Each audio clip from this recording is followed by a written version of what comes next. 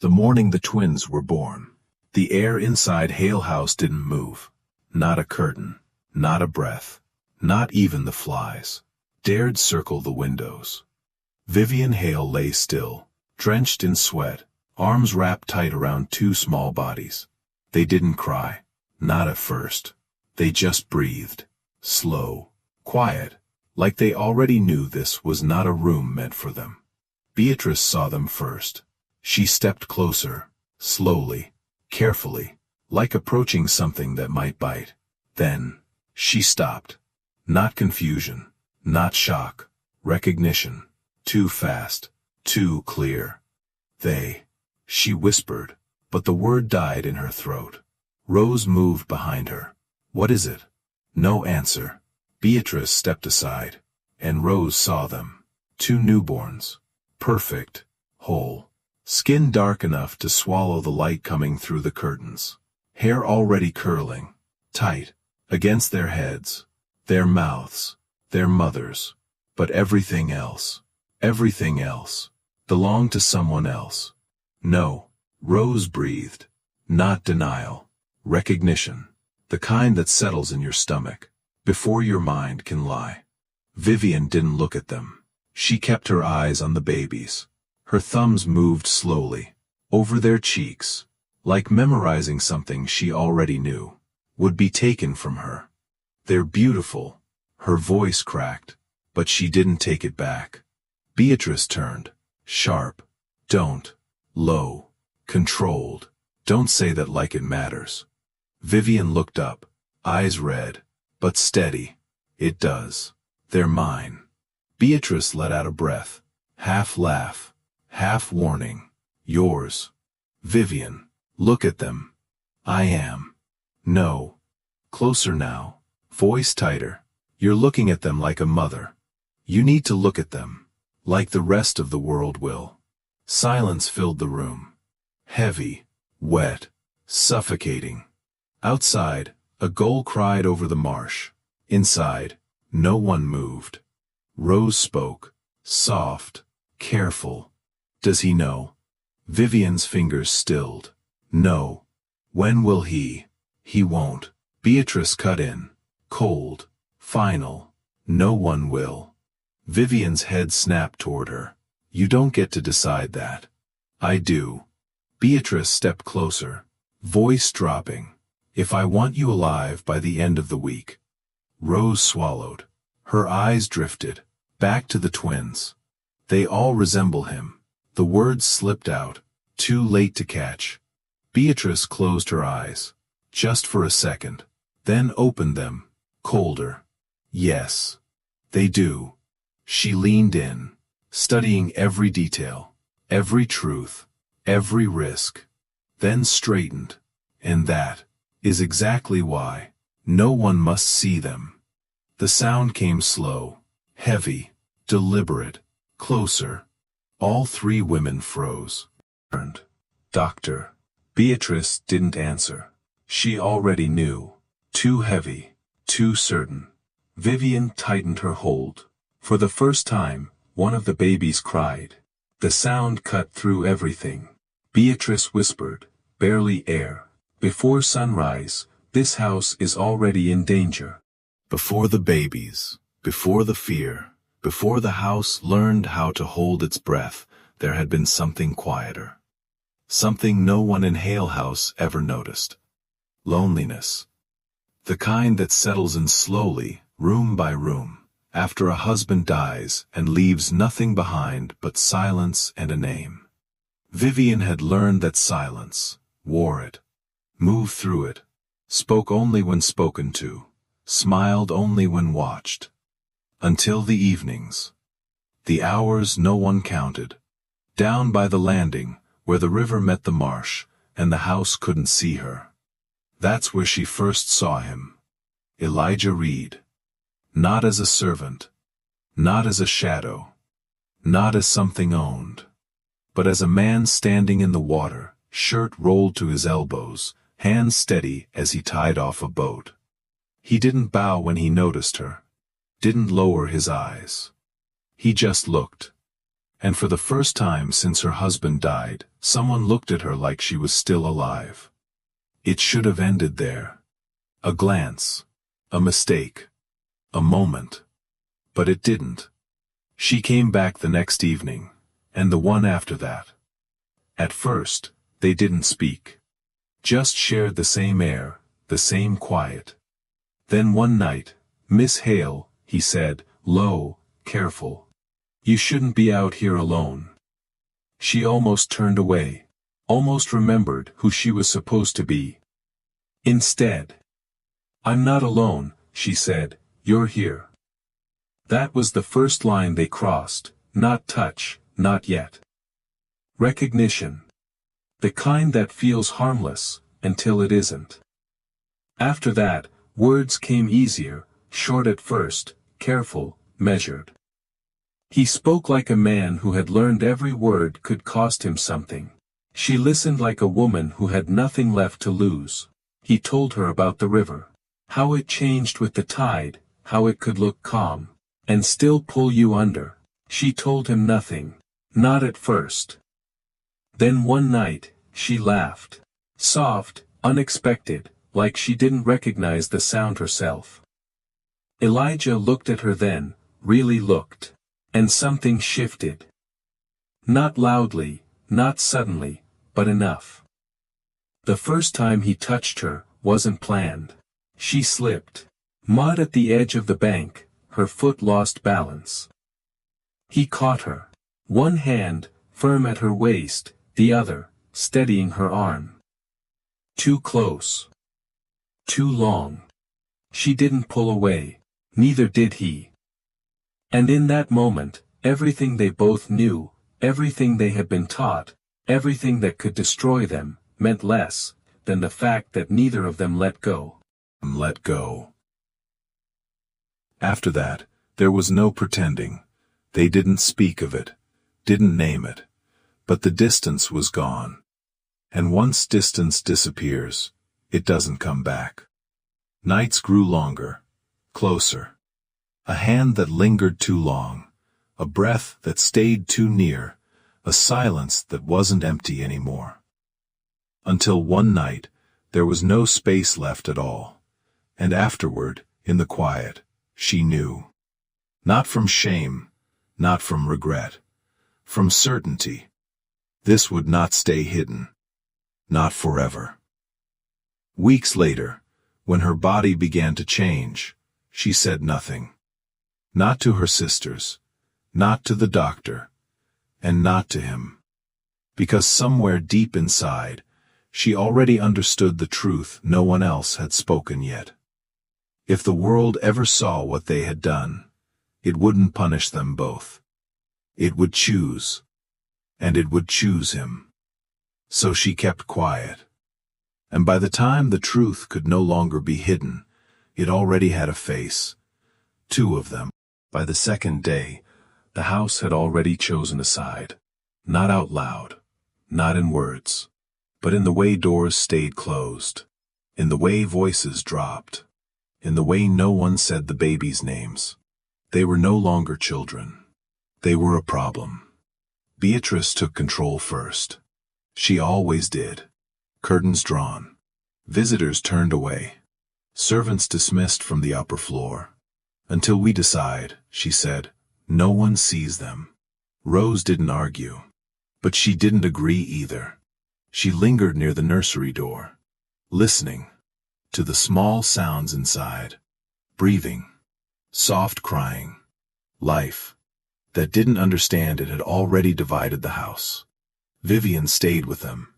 Barely slept. Barely ate. Every time they stirred, she was there.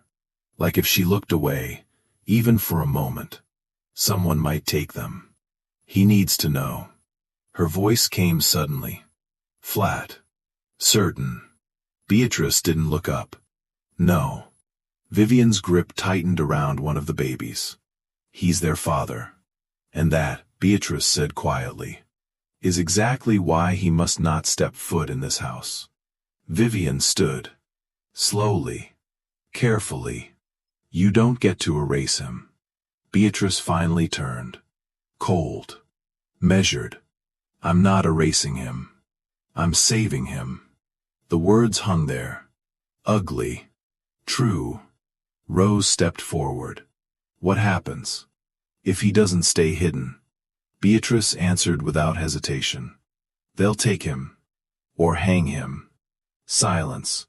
Heavy. Final. Vivian shook her head. No. I won't let that happen. Beatrice's voice dropped. You don't get to decide that either. The moment those children are seen, it's already decided. A servant's voice echoed faintly from below. Miss Hale. All three women froze. He's here. Vivian didn't wait. She moved toward the door. Beatrice stepped in front of her. You're not going down there. He came for me. He doesn't know what he's walking into. That's exactly why he needs to leave. Vivian's voice broke. For the first time. He deserves to see them. Beatrice leaned closer. Lower. Sharper. And then what? You think he walks back down that road? Like nothing changed. You think they let him live after that? Vivian didn't answer. Because she knew. Still, she stepped past her. Each step felt louder than it should. Each breath too sharp. At the bottom of the stairs, he stood there. Elijah Reed. Hat in his hands, eyes searching. Not afraid, not yet. Just waiting. Miss Hale, he said softly. Then he saw her face, and something changed. You're hurt, he said. No, she shook her head. Not me. She stepped aside. Just enough. And for the first time, he saw them. Two small bodies, wrapped, still. His. He didn't ask, didn't need to.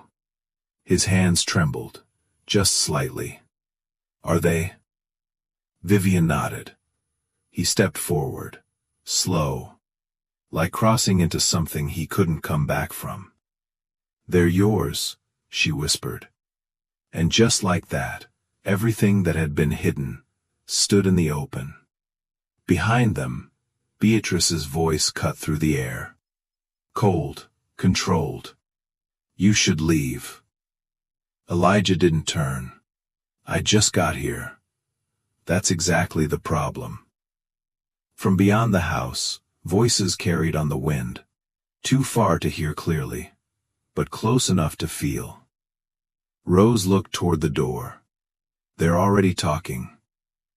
Beatrice closed her eyes briefly, then opened them. Resolved. It's too late. Vivian turned back to Elijah, fear now, finally visible. If you stay, they'll come for you.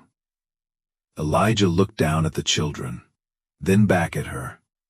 And for the first time, his voice changed. They can try. And in that moment, the house understood something it hadn't wanted to admit. This wasn't a secret anymore. It was a countdown. By nightfall, the house stopped pretending. No more quiet plans, no more careful words. Only one truth left. They were out of time. They're asking questions, Rose whispered. More than questions. Beatrice stood at the window, watching the road. Lanterns. Too many, too early. They're not waiting for morning, she said. They're coming tonight. Vivian pulled the babies closer. They won't take them. Beatrice didn't turn. They won't take them, she repeated softly. They'll take him. The words landed heavier than anything before. Because this time, no one argued. They all knew. We leave, Vivian said. Beatrice closed her eyes, just for a second. When she opened them, something had changed. Then we leave now. Everything became motion, clothes, blankets, money. Only what they could carry, nothing that tied them to the name Hale. Rose wrapped the babies, hands shaking. They're too small for this. They don't get a choice, Beatrice said. Outside, the air was thick, wet. The marsh breathed. And somewhere far off, voices carried, "Closer now." Elijah stood by the wagon, already ready. Like he had known this moment was coming. "You take the road north," he said. "There's a rail line past the river bend." "And you?" Vivian asked. "I'll follow." "No, sharp, immediate. You don't split from us." Elijah looked at her, then at the house. "If they see me with you, they won't need proof." Vivian stepped closer, closer than she should. "They already have it." She looked down at the babies. "You think distance will save you?" He didn't answer. Because it wouldn't. Nothing would. "Over there." The voice cut through the dark. "Too close." Beatrice turned. "That's close enough. No more waiting." They moved. Fast. Rose climbed in first, clutching the babies. Vivian followed. Elijah took the reins.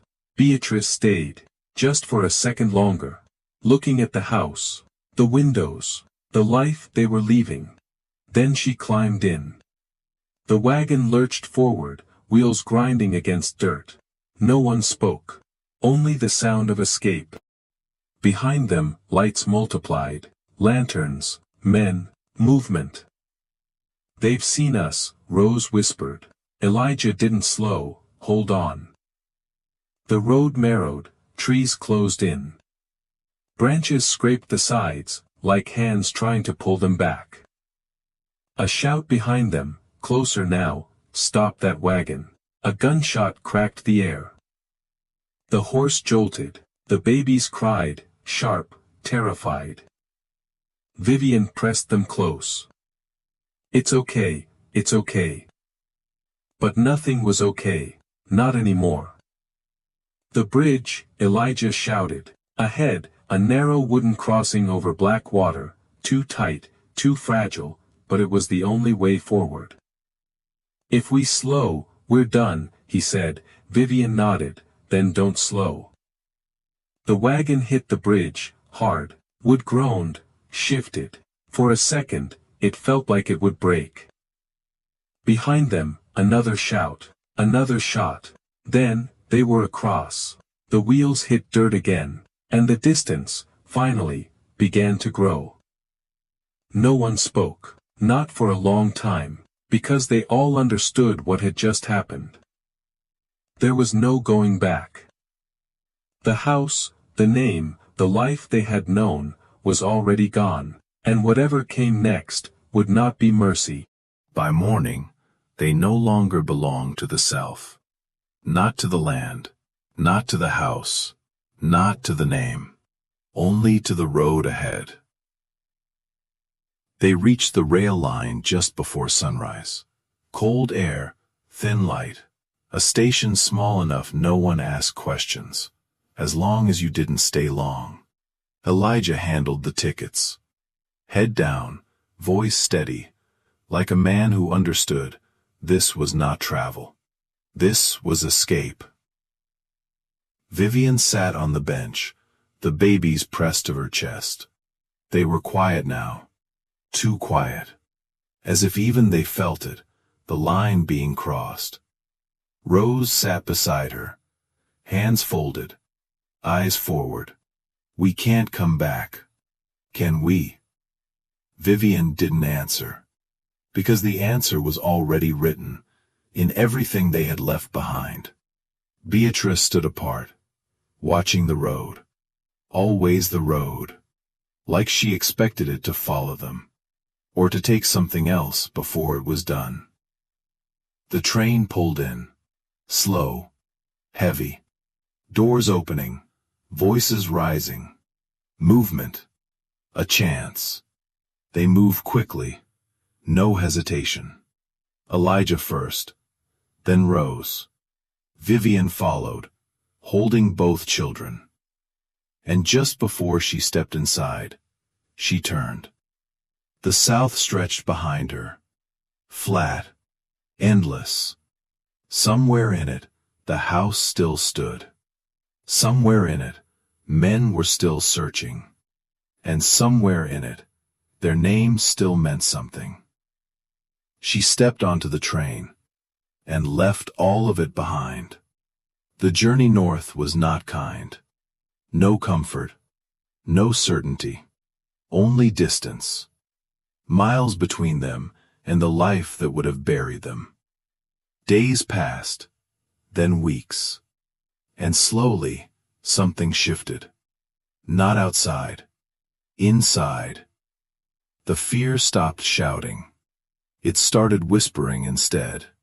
By the time they reached the city, they had new names. New papers. New answers. But the same truth. A man. A woman.